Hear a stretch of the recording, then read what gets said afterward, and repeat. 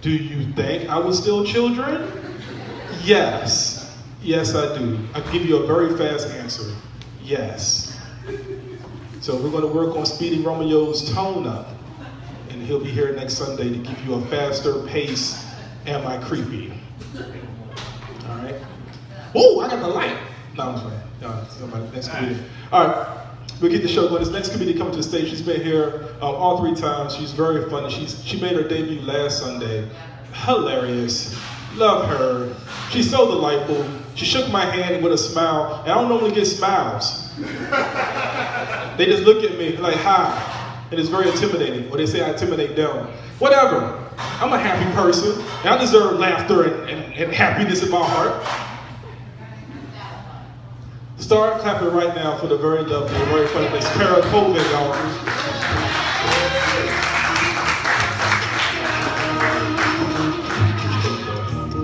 Don't be mad at me. Thank you, Mike. I'm Covin. You will notice pretty quickly that I have a tremor in my left hand. I was diagnosed with Parkinson's 2 years ago. Thank you, I appreciate it. Bad news was it's incurable, and it's progressive, and the drugs stop working. But the good news is it's not terminal, and it's not painful, and it's not contagious. So I decided what I really needed to do is find out what I could do with Parkinson's that no one else can do. So the first thing I came up with was I could be a bartender, specializing in James Bond martinis. All together now. Shaken, not stirred. Exactly. I could be a makeup artist, specializing in the movie Who's Afraid of Baby Jane? I could be a camera checker. If I can't take a picture that's in focus, the shutter speed is not fast enough. I could send my text to Google so they could improve their spell checker. I could be a restaurant specialist. I could go to restaurants that specialize in thick soups, vichyssoise, split pea, potato soup. If it falls off the spoon when I try and eat it, it's not thick enough. I could be a musician specializing in castanets. All I have to know is how to wear them. I can already play them. Let's change it up a little bit to lies our parents told us. I named these lies so they're easy. The stories are easier to remember. First 3 lies are Santa Claus Part 1, Santa Claus Part 2, and duck.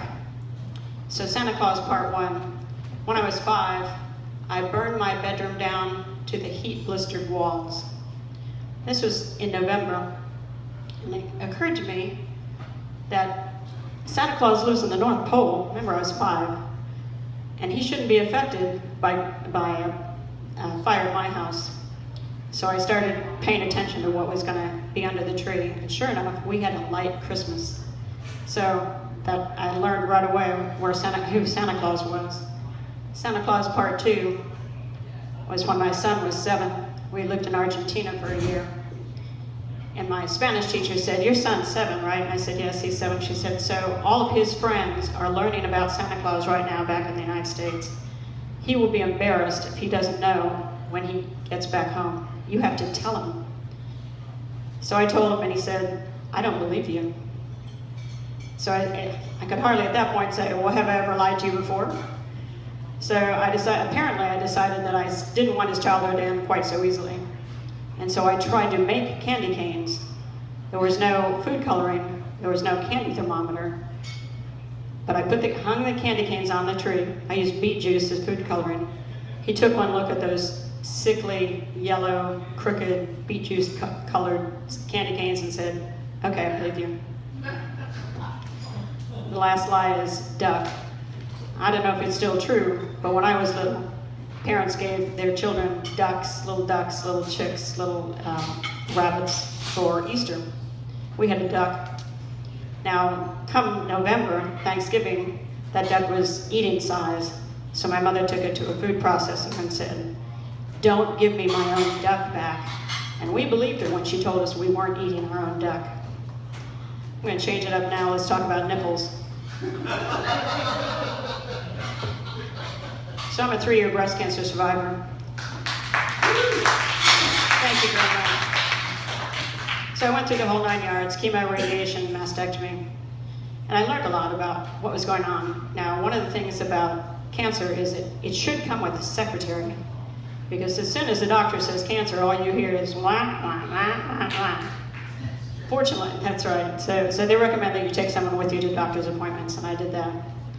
But one of the things I learned is there's a specialty, a new job specialty I'd never heard of before. Maybe you all have heard of it before. Nipple tattoo specialist, nipple tattoo artist. Has anyone heard of this? Yeah, so you know something about breast cancer. So this is a new specialty I'd never heard of. And in my mind, tattoos are for people who are either ex-sailors, ex-cons, bikers. Turns out that's not true anymore. That's just a symptom of my age. So I thought, you know, the nipple tattoo artist would be working out of some sleazy place in the port. Turns out that's not true. I asked my plastic surgeon, I said, do you know anyone who does this? And he said, yeah, his name is Vinny. Lives just outside of Baltimore. And his place of business is a nice little strip mall, shopping mall, where he does nipple tattoos. A breast cancer surgeon in Baltimore had asked him to do this. And so he did it for a few years, and then it wasn't creative enough. And so he was going to get out of the business. And then his sister called him and said, I have breast cancer. And so now he has dedicated his practice to being a nipple tattoo artist, which he calls putting cherries on the cupcake. I love that. He understands it's at the end of a long journey, and so he takes it seriously. So I called Vinny up. Now, Vinny's a rock star in the nipple tattoo business. It takes 6 months to get an appointment with him. Women come from all up and down the East Coast. So I called him up and I said, okay, so what's the process? And he said, send me photos. Now, I'm a grandmother. Maybe you all in this room are used to sexting, but I was not used to sending photos of my breasts to a strange man. So I sent him photos and called him back up and said, okay, so what's the story? He said, there are 3 things. Number 1, you're small. Okay, I've heard this before. It's not news to me. What does that have to do with anything? He said, so the nipple tattoo would take up a third of your breast, so that's not good.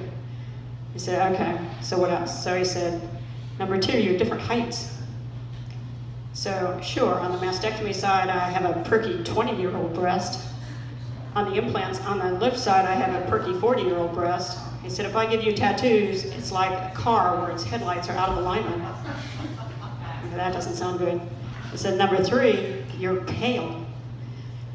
You know, maybe I haven't been paying attention. I actually didn't think they came in different colors. So he said, so what we'd have to do is we'd have to tattoo the other side too. Now, the mastectomy side has no feeling on it. The other side, however, of course, is a normal breast. I'd never had a tattoo before. I said, you know, I'm not looking for wet t-shirt contest nipples. So I said goodbye to Vinny. I don't know where I am. I don't see Brandon with his light. That's all I have for tonight. Thank you.